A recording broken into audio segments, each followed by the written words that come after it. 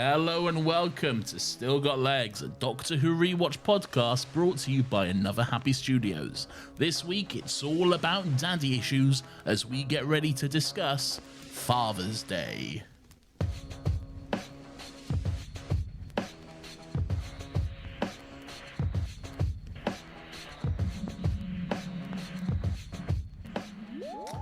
Fun fact, Father's Day is usually in June, but today we're celebrating it on whatever today's day is. Are we celebrating Father's Day, or are we just talking about this episode? We're talking about the episode of Doctor Who, which is called Father's Day, but I feel like we can also celebrate it. Shout out to dads everywhere. If you're a dad, shout out to you, shout out to your children, shout out to your dad, shout out to Keith, shout out to Carl, shout out to the dads of the podcast. Two legends of the game. Two legends of the game. I had a drink with Keith this weekend. You did actually, yeah. That's your dad, not mine. No, I haven't had a drink with your dad in some time. I feel like ever. I suppose you didn't. Yeah, there was no kind of opportunities for graduation to have a drink, was there? Last time I saw him. No. This is going back a good 5-6 years ago now. How was your weekend, Lawrence? No, we're not doing it, Nathan. Tell us what this podcast is. I just did. In the intro. You did. Nathan, hello. We're talking about Father's Day. We're not celebrating Father's Day. Why not? I think we should. Because now you've segued and you've done a silly, and now I'm putting my foot down. This is a regimented podcast, and we're here to discuss Doctor Who and Doctor Who only. Daddy is laying down the law. No, there's no more daddy business in this. All right, we cannot discuss dads at all for the rest of the episode then. Not a single dad in any fictional universe or otherwise can be discussed then. Okay. Is this the law you're creating? Because there might be an issue. I regret it immediately today. Yeah. If it's any consolation, and it's completely unrelated, I have Martha with me. So listeners of the show can rest easy knowing that I still have my Martha on my desk. I feel like I need a little something. It's not fair. I do have a little Bradley Walsh toy somewhere that you inexplicably bought me once for some reason. I've pretty much in the last couple of years I've sent two things to your house because we if you don't know, me and Nathan don't live anywhere near each other. The things I've sent to Nathan's house is one, a 7 foot tall Chewbacca cardboard cutout, and the other one is just a Bradley Walsh action figure. I mean, it's Graham, but it's Bradley Walsh in normal clothes. Yes. It's just maybe we could get them together, and we could pretend Martha is on an episode of The Chase. That would be great. Oh, that would be great. Yes. Would it? The chase is on. Anyway, we're not here to talk about Bradley Walsh or Martha chase. Just before that, did he ever say the chase is on in Doctor Who? Of course he didn't. Why would he ever say the chase is on in Doctor Who? I feel like there was a lot of opportunities where the chase would have been on and it could have been good to say it. First of all, the chase is owned and produced by ITV. I see. No free clout, first of all. I'd have come to a deal. I'd have come to some sort of arrangement. It has to... Too big of a wasted opportunity for me. Look, if it were me, it would have been the first thing he said. That was first line on the script. Episode 1, the chase is on. Anyway. Hello, I'm the Doctor. What's your name? The chase is on. That should have been his character name. And then just call it a day, yeah. He should have just been called Bradley Walsh, to be honest. Yeah. He should have just played Bradley Walsh. One day they've got to do something like that. They've got to just let someone be themselves. I feel like they've done it, but they definitely haven't. I feel like it'd be a bigger known thing if they had. Yeah. Maybe in some sort of comic relief special. Yeah, like a national TV awards skit or some shit like that. Yeah. Oh, it's the Doctor, but he's picking up Dermot O'Leary. And he's late for the National Television Awards. That was a thing, wasn't it? He's in the middle of hosting the X Factor or whatever he used to do back in the day. Does he still host the X Factor? I don't know. Is the X Factor even still on these days? It might not be, I am so out of touch with what is on. The Masked Singer. That's on. Oh yeah, that's the new one, isn't it? Whoever hosts the Masked Singer should go. This is nonsense. This is not. What is this? What's going on? It's not even funny. I know. just two dickheads talking about TV shows they don't watch. Anyway, let's talk about a TV show we do watch, Nathan. Yes, and the almost 20-year-old one at that. Yes, Lawrence. Father's Day. Yes, happy Father's Day. No, the episode of Doctor Who, season 1, episode 7. I think it's 8. I could be wrong. No, I think you are wrong. No, you're not. You're right. Yep, my apologies. Yep, you are right. Oh, we're more than halfway through. Oh, bloody hell. So the Ninth Doctor's tenure is coming to a close, almost. His days are numbered, but we don't need to worry about that for now. We need to worry about what is potentially one of the best episodes of Doctor Who so far. Like, a banger, if there ever was one. An absolute banger, and my God, is it welcomed after the travesty that was last week's episode. Last week was a rough time. If you didn't make it through last week's episode, look, I don't blame you. It was a difficult time for us. It was a difficult time for everyone involved. The long game is not oft remembered as a masterpiece. And I would say neither is Father's Day, but it should be. I don't think, maybe not remembered as a masterpiece. I again, one that I haven't seen in, I would say, easily 10 years. Yes. But one that I remembered for being good. Like, I remembered Father's Day had a certain, like, reception around it where people enjoyed it. I don't believe I did. I enjoyed it, though. I very much had I just had a stroke. A good Nathan, time. can you smell burning toast? Are you safe? Yeah, I definitely had a good time watching this episode, which is surprising given the content. Am I having a stroke? Are you okay? I don't know. Maybe I'm dying. We've had 1 week off of podcasting, and Nathan is this shaky and rambly. I've forgotten how to talk. That's okay. Well, look, let me ease you in. The Doctor and Rose are travelling to November the 7th of 1987. That is my sister's birthday. Is Not it? 1987, but November the 7th. How old's your sister? No, you've already said it wasn't an actual year. 30, of the birth. She's 32. Lovely. Yeah. Well, let's hope she doesn't die. I don't know where you want me to go with that. I don't know. Just a fee. Okay, good. Well, now that we're all clued in, why are the Doctor and Rose going there, Nathan? Because Rose is enacting on her master plan that she's been hatching since the beginning. Oh, no. Ever since she got her grubby little eyes on this grubby little time machine, she has been scheming and formulating and devising a plan to rip apart time itself and to selfishly take what's hers. No, absolutely not. Say if that had been her master plan all along, she sure fucks it up real quick. She does. No, Rose would like to go and see her father before he died, which I think is a what's the word I'm looking for? A reasonable request. Yeah, I mean, especially since it is obviously revealed with the episode's opening that Rose doesn't have any memories of her father. Yes, she was like a baby when he died, like 1 maximum. Yeah, she looks like pretty much like a newborn, basically. Yeah, a wee baby. We don't know anything about babies. That could be true. That could not be true. That baby could have been 10 years old. I don't know.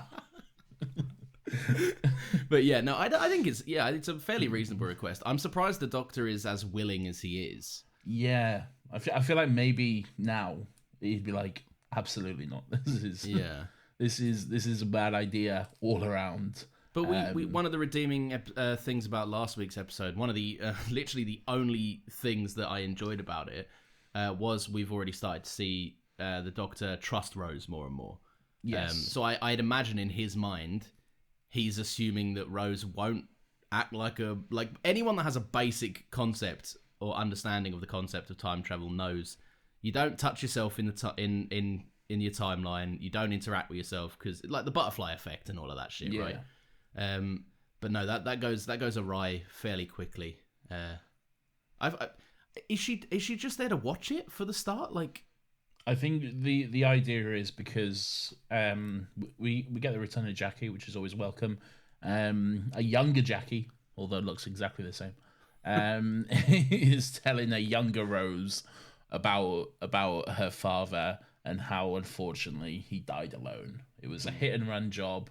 No one was there with him before the ambulance came. He'd already passed, and so Rose basically just wants to be there with him and make sure he doesn't die alone. Basically, I quite like. I don't think it's just a case of I want to go see him die. Yeah, no, I know it's probably not that. I did kind of crack a smile at the at Jackie very openly describing her father's death to like Rose, who can't have been more than 5 years old. And she's like, he got mowed down by some guy around the corner. Like, we don't know who he is, but he was dead. He got flatlined by a car. Like, and Rose is just looking the entire time, being like, "Oh, my daddy, that's no good." Well, do you want us to lie to her? No, but like, I don't know, sugarcoat it a bit. I feel like she's quite blasé. Oh, but Jackie is quite blasé with stuff. That's Jackie, though, isn't it? Yeah. Yeah, that's why we love her. No bullshit with Jackie. She tells it how it is. She does. But Rose, straight to your face. So Rose is overcome with emotion at the start. She gets it wrong. She's just seen her dad get clotheslined by a car, and she misses her window. And I like that. It's I don't know. It's real and it's brutal. There's something about it. It's not all. Doctor Who can be quite often. It can be quite magical and give you a chance to do things that you would never really get to do, and you get to go to all these far off worlds and explore all these different times and everything like that. And then here, it's just like a sudden crash to reality. Just watching a man die in a very ordinary way, and his daughter not being able to do anything about it. I don't know, there's just something very real. There's just something really nice there. The contrast about what the show usually is in that moment is something which I really enjoy in that moment. I think that's one of the strengths of the episode in general, because when you boil it down, the start of the episode, not to get too ahead of ourselves, but Pete's fate is the same either way, but the way Pete's fate comes about is so much more palatable and respectable. At first, like, I think something that doesn't sit well with Rose, probably the reason she wants to go and see it happen anyway, is because it's such a needless accident that did not need to take her father away from her.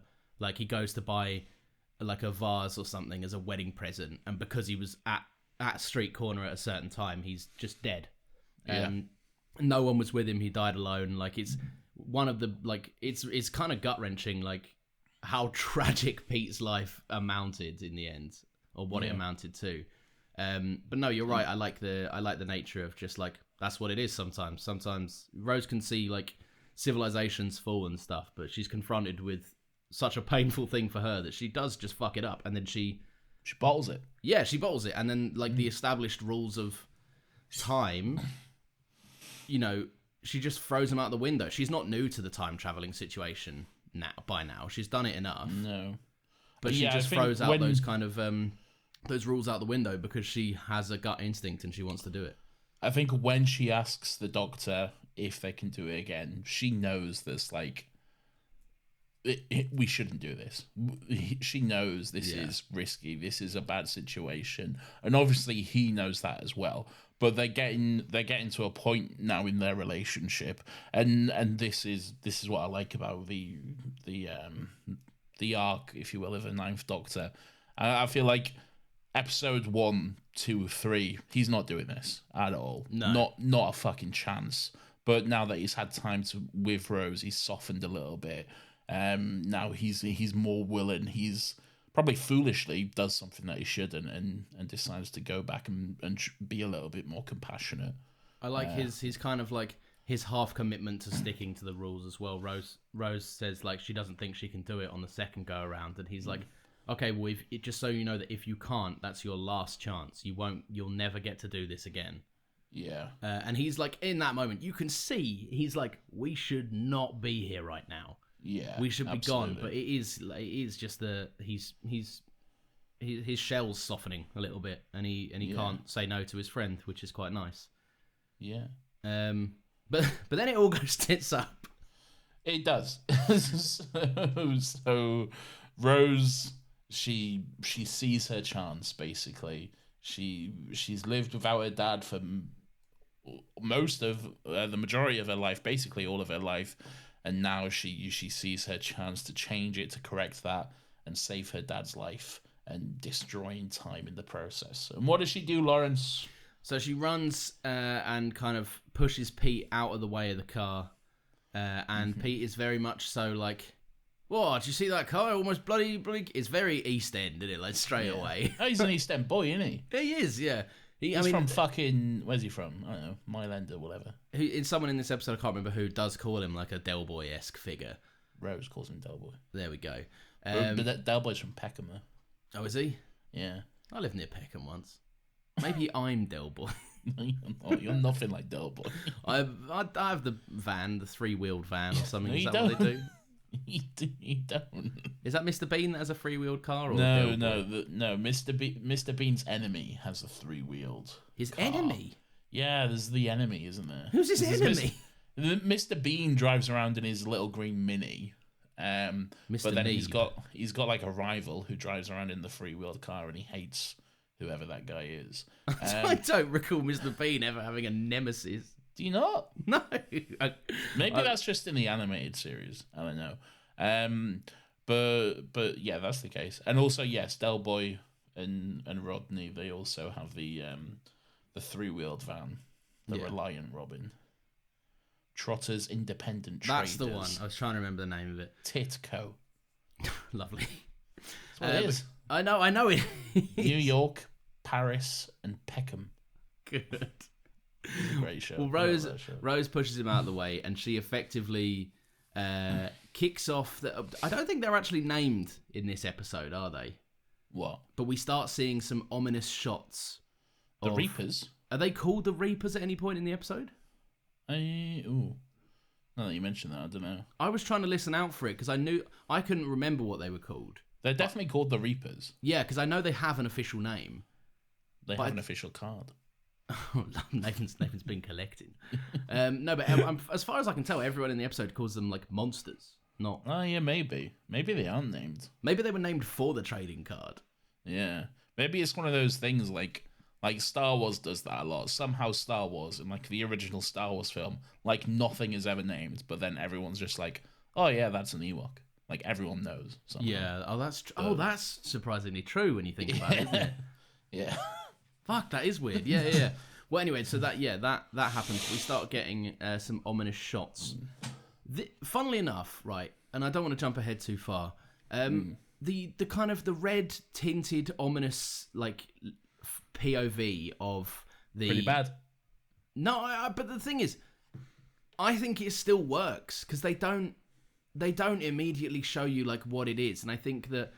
Yeah. That in the previous episode, we had a similar situation. We had POV eye shots from a creature above. Yeah. And it was just boring and terrible. But this, they don't reveal it straight away. You have to kind of wait and really see what's happening. And you don't understand what's going on for a large portion of it. I think it works better a little bit later on in the episode. I don't mind it. It's just... I don't know. Yeah, I think it definitely works better a little bit later in the episode where we're not seeing it from the monsters, the Reapers' point of view. It's when young Mickey's in the playground and then like all his friends and everyone and his mum are disappearing from behind him and that sort of stuff. And he never sees them being taken. It's just like he looks away and then he looks back and they're gone and that sort of stuff. Yeah. I think that's where it's done much more effectively, I think. Yeah, when it's only like one person there and you haven't got really like any kind of like horror-esque angles to play around with, it definitely is weaker. But again, just the concept of it looks cheap because I mean, like what else is new on this podcast? It's 2005 and shoestring budget. Yeah. But I just think it's effective, and that shot where Mickey is on the swing and his mum's pushing him, and then the shot kind of follows back and his mum's just not there anymore. It's effective and it makes you kind of stress. I spent a long a lot of this episode thinking Rose just straight up killed Mickey's mum. And that's the reason why, for like all of his childhood, Mickey lived with his nana or whatever. Oh, maybe, yeah. But then no, because she obviously would come back. Everyone comes back at the end. Yeah, but still, I was like, oh shit, she straight up murdered Mickey's mum. Brutal. Poor Mickey. I mean, yeah, Mickey's just been done so dirty by this woman throughout all the time. Yeah, forever Rose is destined to fuck up Mickey's life somehow. I did Pete. Sorry, go on. No, please. I did like that Pete instinctively tries to lay some Riz on his daughter. Yeah, this is what I was going to say. I like the scene where they go back to, just a little bit before that, where they go back to Pete's flat. And like, I know the doctor's not saying anything. He's just been quiet. He's just seething a little bit, while Rose is like, "This is fine. This is okay. This is good, right? Like, tonics. Oh, he's got Vitex here. He's making little pots on the windowsill or whatever. Oh, this is good. This is this is okay." It's very funny because like, she can tell the doctor's fucked off. Yeah. The doctor knows he's obviously fucked off. But she's just got word vomit about. She's like, look at all this stuff Pete's got. Wow. It should be a shame if we had to ruin it now, wouldn't it? Because now he's, like, we can't go run him over with the TARDIS. Like, what's done is done. No, I love that. And another thing I love about, because we spoke about how the Ninth Doctor has become more empathetic, is that the second he's proved wrong, Rose has kind of chipped away at his walls, and then he's put up a fucking brick one in front of her. Like, the second that he's proven right, he just reverts back to calling Rose like a stupid ape. Yeah. Who doesn't, who like, there's a lovely line in this about how it's always, it's never about seeing the universe, it's always about what the universe can do for him. And, considering what Adam did in the last episode, like, it probably is on the tip of his tongue, because that is what, like, humans instinctively are selfish, and will try and find out what can be done to help them. But no, I just love that the Ninth Doctor just reverts straight away to being like, oh, well, for fuck's sake, like, I knew I was right. Yeah. That's very, very interesting. Yeah. I like that little argument they have, and she's like, I'm not stupid. You just hang around the TARDIS like some sad little idiot or whatever. That's you bitch. The Doctor is a big simp. He's just gonna go wait at the TARDIS like a bitch. Yeah. No, I like that argument. I think it's the first time we see anything like that from the Doctor and Rose. At this point, there's never really been. There's been a bit of a bit of tension and a bit of we did that wrong or whatever, but never to this scale. Never to. Well, it's the first time Rose checks him on his shit. Because she's absolutely right. The Ninth Doctor will just go to the TARDIS and sulk for a few hours. Yeah, like that is instinctively what the Ninth Doctor does. Yeah, very. I found it quite amusing that like the Doctor was like, "Well, give me your TARDIS key, then I'm off." And Rose's plan is then to just grow up from 1987 and then, like, eventually, like, when she's 40, watch her 19-year-old self be kicking about and then slowly wait for the cogs to turn and people be like, hey, you look a lot like that woman that was around 20 years ago. What happened? Yeah, a plan that does not make any sense, but I think it was manufactured like just a bit of a scrap between the Doctor and Rose. I don't think it was ever a plan. It was just, like, this is what's happening, or just heat of the moment sort of thing. You're not really thinking about it, are you? You're just like, whatever. This is what it is. But yes, Pete tries to lay down some game on his own daughter. I like Rose's immediate reaction. She's like, "I don't want any of this. You don't want any of this. Like, I can promise you that." Good bit of comedy. I quite enjoyed it. One aspect that I do really, really like about this is Rose learns very quickly that the absence of Pete has allowed Jackie to see their marriage through like rose-tinted glasses. Yeah, absolutely. It's very much not idyllic, but you can see why they are with each other when Pete, Pete's justified in certain things. Like, yeah, he is a proper like snake oil salesman.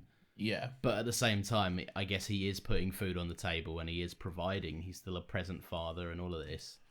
I did like that scene where they turn up the wedding, and it's the first time you really see Pete and Jackie together. You see them at the wedding a little bit at the beginning, but this time it's obviously a lot more in depth. Yeah, and it's like that thing of like, obviously Jackie has told Rose only the best stuff about her dad, because as you do, like, oh, your dad was an absolute dickhead, like he, and all that sort of stuff. But it's also that thing of like Jackie to 5-year-old Rose. Yeah, it was a shame he died. I'm fairly certain he was cheating on me though. Like, silver linings and all of this. Yeah. It's that thing though of when you're a kid, you don't really know your parents. No. Like, at all. You know what they show to you, which is obviously a load of fucking bullshit. But you don't know what's actually going on in their lives. And then this is, like, again, just another touch of reality. Like, Rose, her whole life, she's probably imagined this great big love story between her and her between her parents. Like, always, they were perfect for each other, never had any issues, anything like that. Living together in a little flat, Pete with all his wonderful magical inventions and all this sort of stuff. And then the dose of reality is that he was flogging whatever he could get his hands on, probably playing around a bit, and their marriage was really not that great. But I don't even know if I necessarily agree that their marriage wasn't that great. I think it's more Rose's dad has flaws. Oh, yes, and absolutely. she's been led to believe that her dad, she says it in the end, like her dad was, like it took all of the time meddling and everything else for her dad to get to the point where he was able to prove himself the selfless dad who committed himself, gave quite literally everything for his family. Yeah. But, up until that point, he hadn't really done much to prove that he was the best dad. I mean, like, be fair, where was his chance?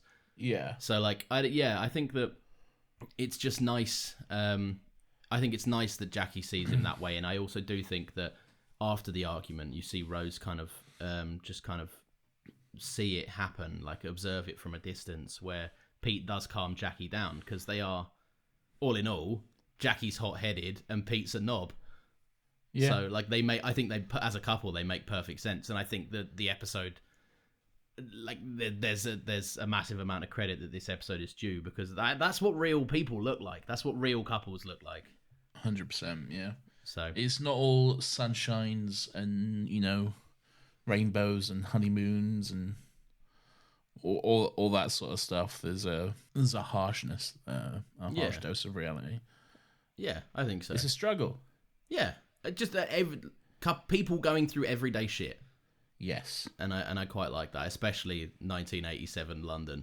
I did like that 1987 London looked exactly like 2005 London, but with a few Thatcher's posters in there.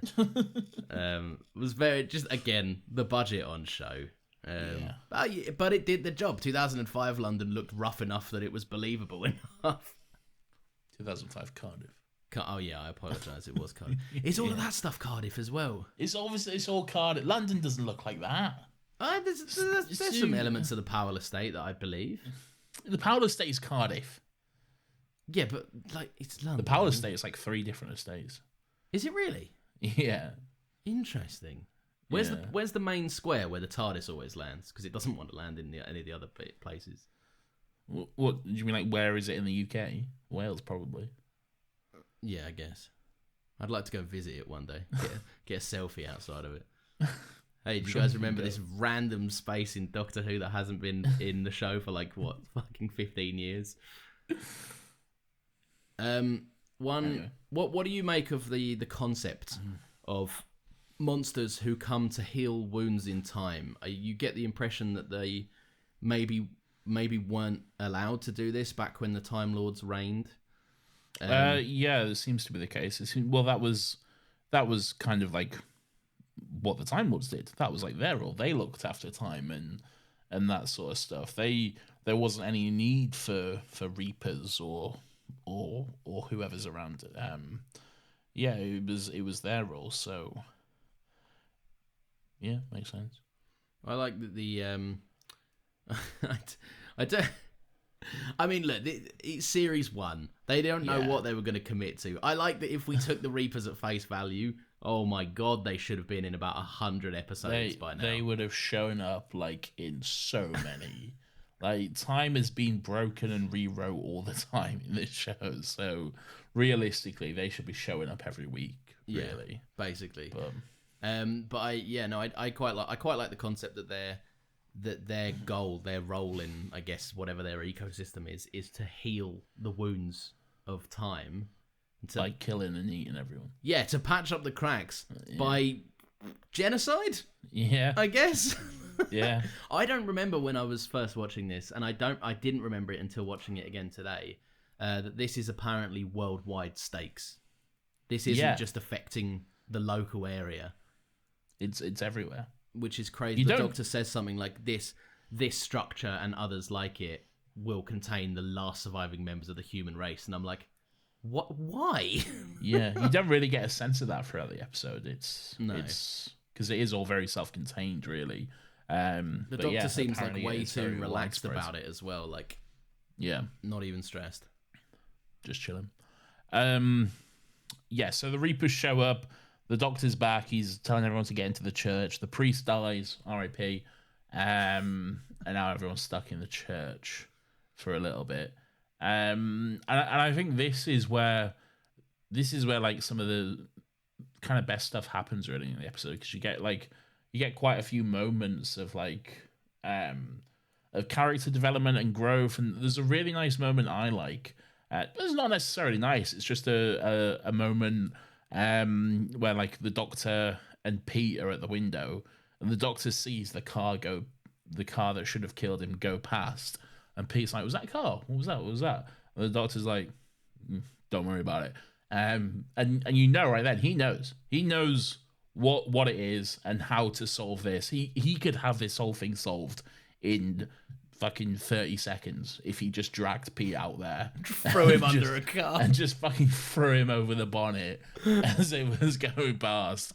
But he's like, no, I want to try to find another way. It's... Again, just more compassionate from the Doctor, which I enjoy. I do enjoy that. I like that there's you get that side of him, and it's also kind of quite sad to watch Pete realize it as well. Yeah. And you get a lot of that. Like the one thing that I deeply appreciate about this episode, and because of how far it leans into kind of what fatherhood is and means. What I really, really enjoy is that there's no big reveal scene. It's Rose slips up a few times. Pete kind of connects the dots.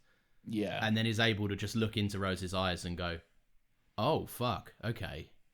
And like there's that moment of like, there's no... And the moment he does realize as well, it's not like a big thing. He just is like, oh shit. And then he just moves past it. Yeah, and just like quickly talks about something else. Yeah, because I think he knows and he's putting it off as well. Yeah, 100%. Yeah, it's very good. We do get a rare coatless Ninth Doctor. I love that. It makes me feel like it's less like as I'm saying this, and I'd said it at the front of the episode as well. I'm holding the action figure of Martha Jones, and often Doctor Who costumes, especially in the earlier series, can feel like when a cartoon character opens their wardrobe and they have the same outfit laid out 7 times for each day of the week. Yeah. I like that the coat comes off. I don't know why it happens. It feels like it doesn't mean anything. It just is rare. Yeah, I guess, yeah. I quite enjoy it. And he's got like a green, like shirtless, like he feels like he's wearing like a shirtless jumper. A shirtless jumper. So like what the fuck is a shirtless jumper? Like, so no, it's not a thing, but it's like when you wear a jumper and underneath you wouldn't wear like a t-shirt. Whereas I would normally wear a t-shirt and then a jumper. It feels like the Ninth Doctor is wearing a thin kind of cotton green jumper, but with no shirt underneath it. Yeah. Like, the Ninth Doctor's not got time for t-shirts. There's no chance.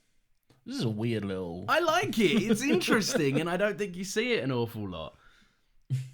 You don't. I think this is really one of the only times he takes off his jacket, I think. You see him shirtless in Dalek. Yes, he's shirtless in Dalek. He's got his Christopher Eccleston body on show, but no, I just think you don't see it an awful lot, and I think it looks nice. I think he should more often take, because that's got to be a massively hot jacket as well. Yeah, I do like changes in the Doctor's outfits.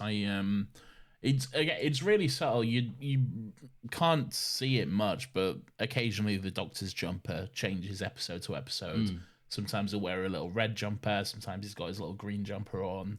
There remains like one constant, doesn't there? Yeah, there's one like overall theme, and then like little things here and there changes.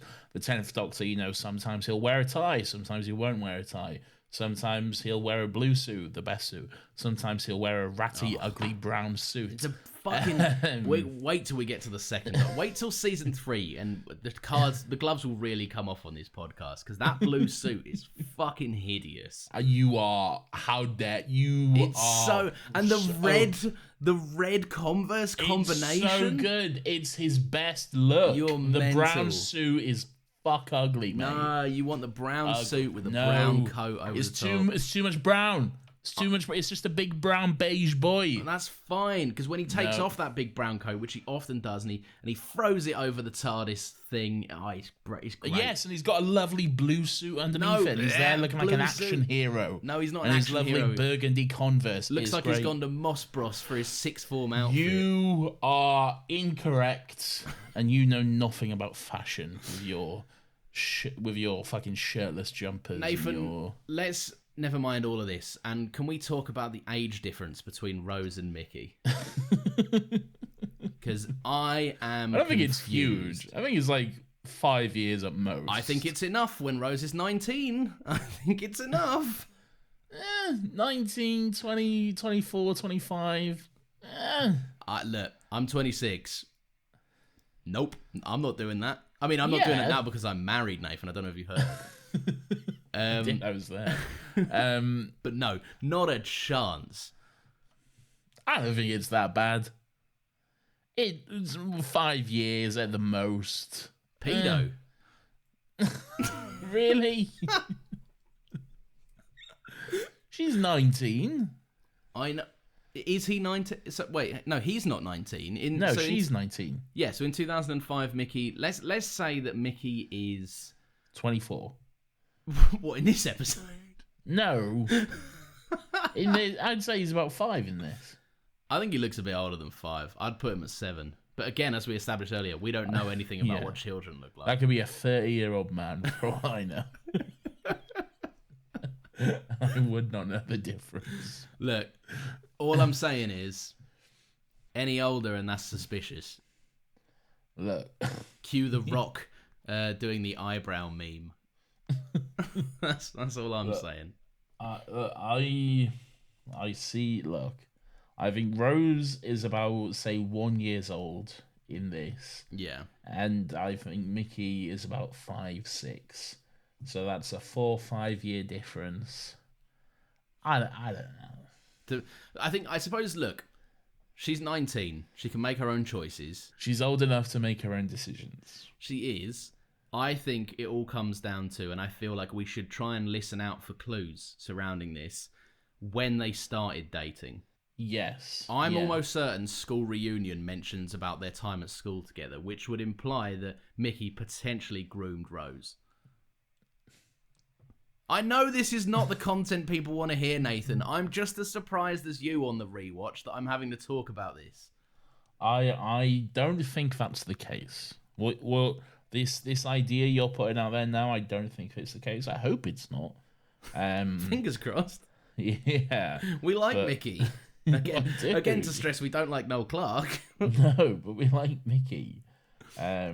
Yes,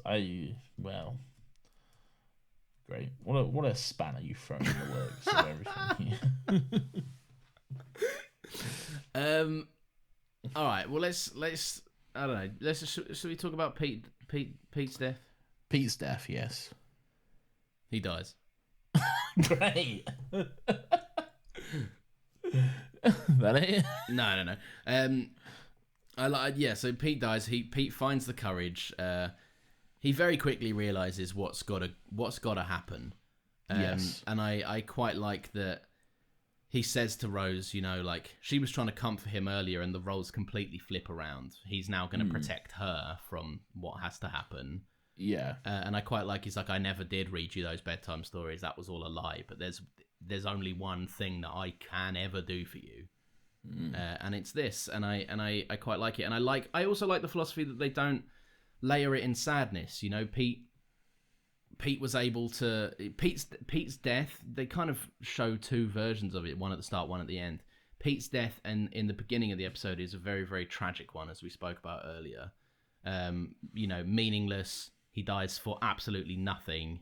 Complete freak accident, and he's alone. And in this time, he chooses to die. He knows that his daughter grows up to be... you know, to have, at the very least, an interesting life, even if he doesn't fully understand what that means. And he chooses to sacrifice himself for Jackie and Rose, and obviously everyone else, but obviously more so Jackie and Rose. There's a great moment, and it's absolutely nothing special at all. It's just the way it was just simply shot, really. And it's... At this point in the story, the Doctor has been, you know, gobbled up by one of those big monster bad boys, the Reapers. And then because of what Pete's done, he and everyone else on Earth are back. And there's just a great moment. Like, you don't see any big return from him or anything. It's just that the camera's lingering on Rose, and then suddenly the Doctor just steps into frame beside her. Yeah. And he's back now. And then he just tells her to go to him, go be by his side. And there's something about that. It's really good. It's just a really interesting way of doing it, especially when you're working with a shoestring budget, and especially when you have all these challenges and stuff. The limitations can be quite beneficial sometimes. Yeah, I think there's definitely something to be said about how, like, when you can't make something feel grand, you zero in on how to make it emotional, because it needs to stick with you one way or another. 100%. Yeah, and you're right. I think it is great that there's no big reveal. It's also like I guess it kind of, on a lesser kind of scope, it lends to the idea that this is just a Tuesday for the Ninth Doctor. Like, he's like, I got eaten. That's fine. Yeah, like, it is what it is. I just appeared. You know, like the mouth pop, I just appeared back in the street. Dude just fucking destroyed his entire race like 3 weeks ago. I think he can handle just being eaten by a big bat for an hour or whatever. Probably a nice holiday for him. Just being out of existence for a minute. Like, you know in the pilot episode when he's like, I can feel the earth spinning and that's who I am and all of that stuff. Like, I'd want a break from that if that was going on 24/7 for me. Probably the only 5 minutes of peace and quiet he's ever had, really. Yeah, he's like, I'll let Rose figure this one out. Like, I trust her enough, as long as she doesn't go and touch herself as a baby or something. She did. Yeah, she did. Although, did she? I feel like she kind of just grabbed whatever the wrap was. Oh, that's enough. Oh, I see. Yeah. I mean, it's a bit, unless she's like holding the baby by the face, it's probably not going to happen. She fucking imprinted on Mickey as well. No wonder, like, Mickey's obsessed with her. Yeah, I that was obviously a joke, but like at the same time, Mickey is obsessed with her. Yeah. Dude puts up with so much stuff most people wouldn't. And she killed his mum. So if we take anything away from this episode, it's that Mickey has groomed Rose, and for revenge, Rose has gone back in time to kill her mum and imprint on him. Exactly. And that brings me, or us, to our favourite segment of the show, to my favourite segment, and to Scott Archer's favourite segment. Weirdo of the Week!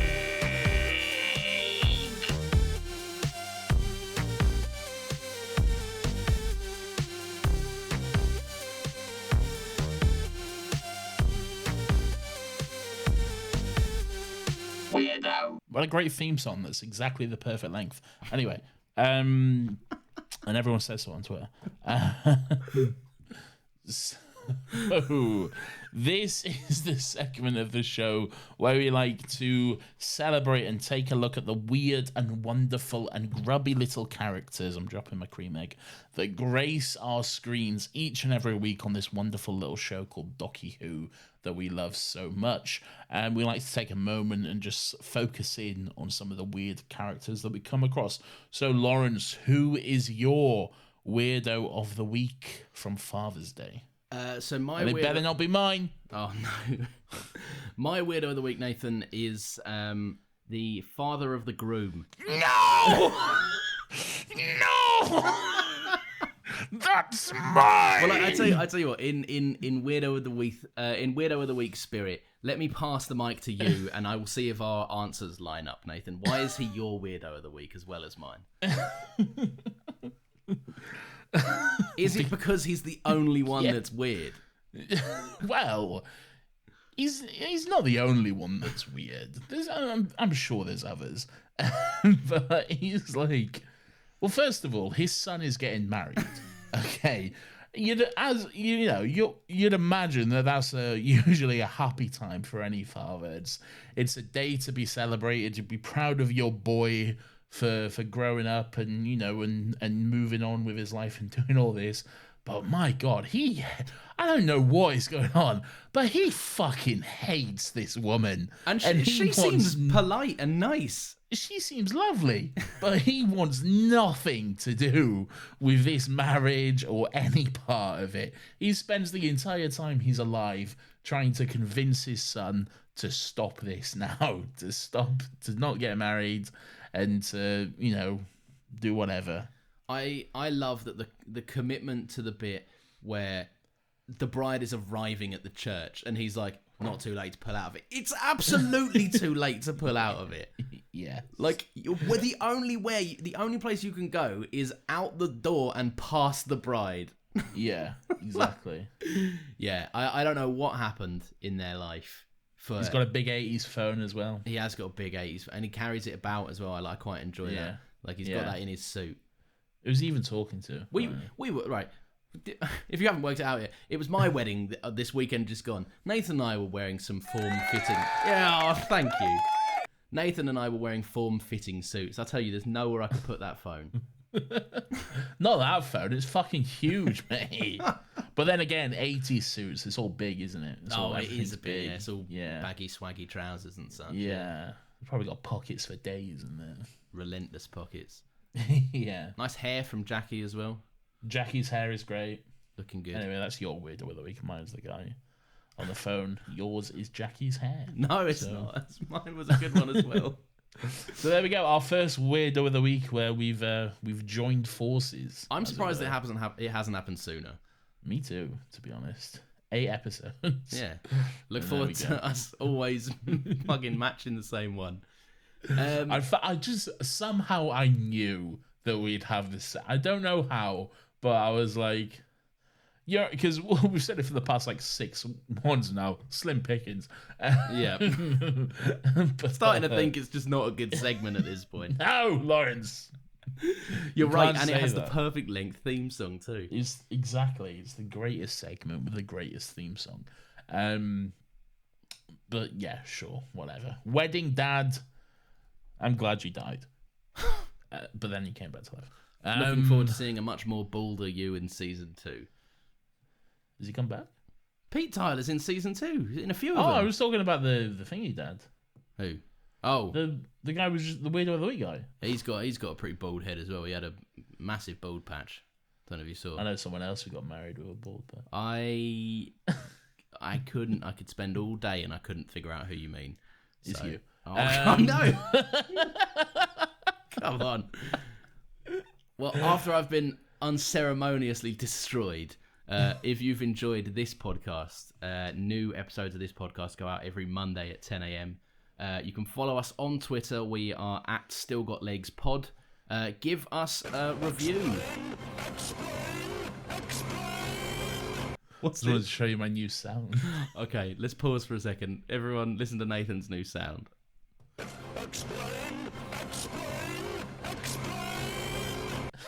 It's quite good. I like that. You didn't dust that off at any point today?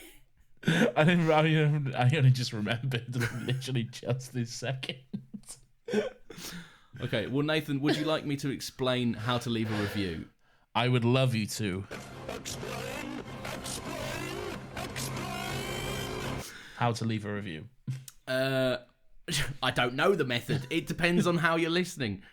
Give us whatever the top star or number system is. We would very much appreciate you sharing this around with your friends.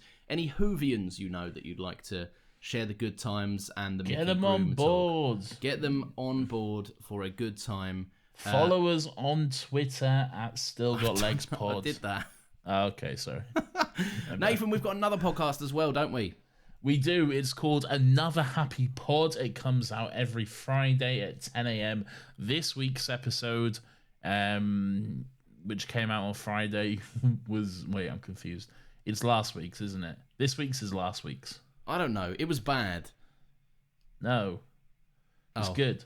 It's all good. It's good. It's good stuff, but it's out of date. It's long expired. Yeah. We were busy, all right? There was a wedding. Yeah, fuck off, everyone. It was my wedding.